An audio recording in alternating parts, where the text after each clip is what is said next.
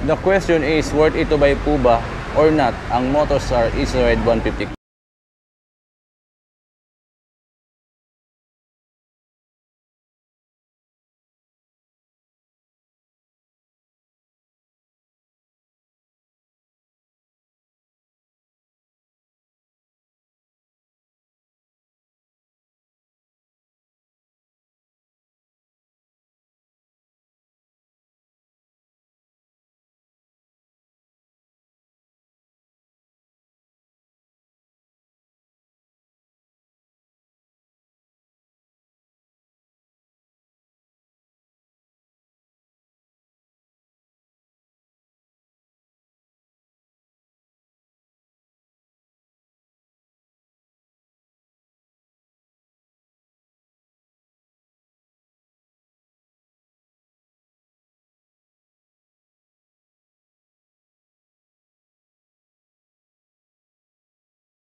Again sa panibagong video natin at muli nga nandito tayo ngayon sa Motorstar Gulang-Gulang, Lucena City upang ipakita ang Motorstar 150Q 2022.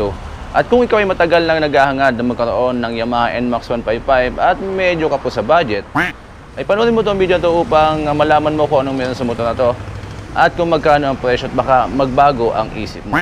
At baka magkaroon ka na ng katulad ng hinahangad mo na NMAX 155. Ito kung bago pa lang sa channel ko, ay mo kalimutan mag-subscribe and i-click ang notification bell button at paki-like na din ang video na to bilang suporta po sa ating channel. Alright, kung mapapansin nyo naman, napakaangas po nung kanyang headlight. This is the Easy Ride 150Q 2022. At kung magkano ang presyo, alamin natin. Kaya panoorin nyo po ang video na to hanggang sole. So, kanya pong headlight, makikita nyo naman, yan po ay LED. Ang angas So, balikan natin yung 150N ni Motorstar dati, yung version 1. So ito po yung kanyang headlight. So malaki yung changes na ginawa ni Motorstar dito. Naging mas aggressive yung 150Q. And then, yan po ay LED. Turn signals LED.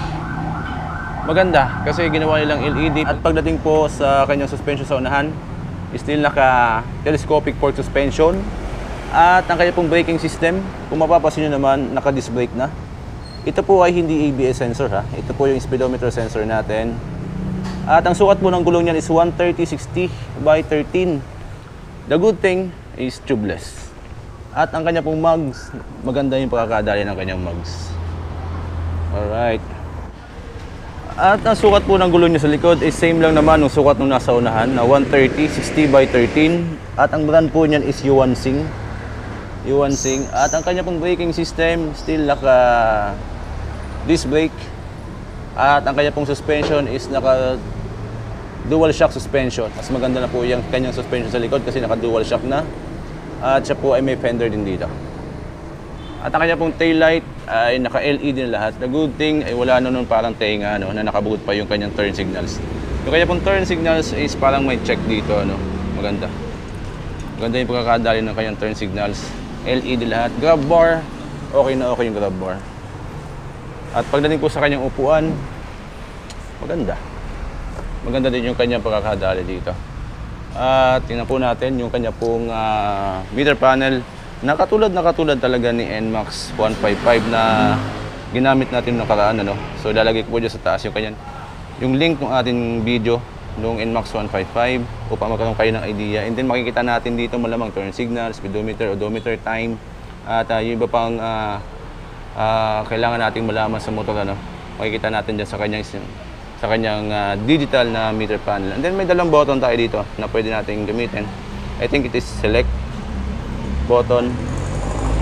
Hindi lang natin mabubuhay at hindi pa activated yung ating engine. At siya po ay still naka-mechanical key pa din. Isusi may lock of course. And then the good thing ay may button po tayo dito sa baba na fuel and seat. So less hassle na po tayo kapag tayo magpapagas.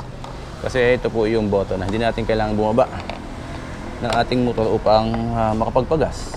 So pindutin lang po natin yung fuel button at magbubukas na may 6.6 liters na fuel capacity. Malayo na po matatakbo niyan, malaki na din yan. And then yung kanya pong seat, tingnan po natin. Pindutin natin yung seat. Alright, tunog. May kalakihan din po yung kanyang compartment, ano? Pero I think yung ating pong full face helmet ay hindi naman kasya. Pag half face, depende sa size. Pero may madami din tayo malalagay dito. Wala lang po sabitan ng helmet, ano? Unlike kasi iba, may sabitan ng helmet.